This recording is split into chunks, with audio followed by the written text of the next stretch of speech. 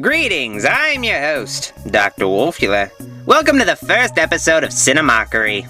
Now, usually I only review movies made decades ago that nobody remembers, but here I'll be reviewing movies in theaters at the moment that nobody remembered decades from now. The first of these films is The Lorax.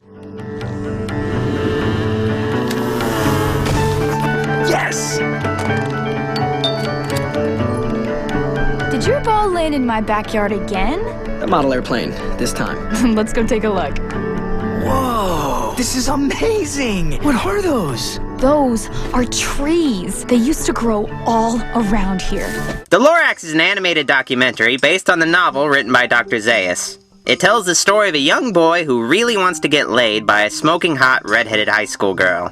She happens to be into trees for some reason, so the boy goes on an epic quest to find her one. This proves to be hotter than it sounds on account of the kid living in a creepy, sterile, totalitarian city-state. Trees aren't allowed at all, I suppose, because this company in charge of things sells air to everybody. So it's a bit of a ripoff of that scene in Spaceballs where President Scrooge uses cans of air because his planet has no oxygen. So yeah, the kid ventures off into the post-apocalyptic wasteland outside the city to find a tree.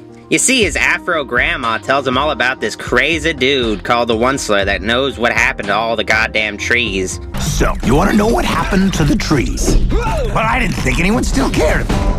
Well, that's me! The guy who still cares! The entire second half of the movie is this brat listening to a story told by this deranged madman. It's all about this mythical creature called the Lorax, who has like a mustache, and he's orange, and he's played by Danny DeVito. Go figure.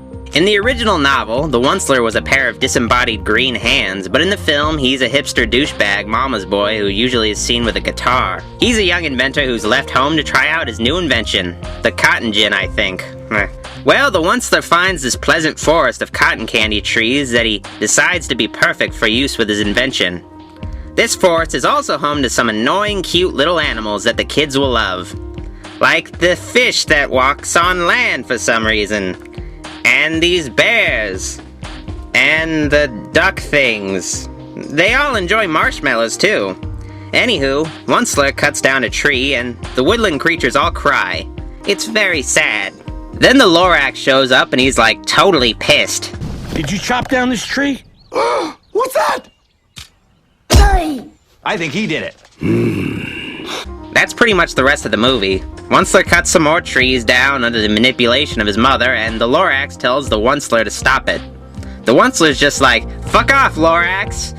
Yeah, so, how do they lengthen the running time of this movie? Well, by adding groan-inducing songs to the film. Yes, it's actually a musical.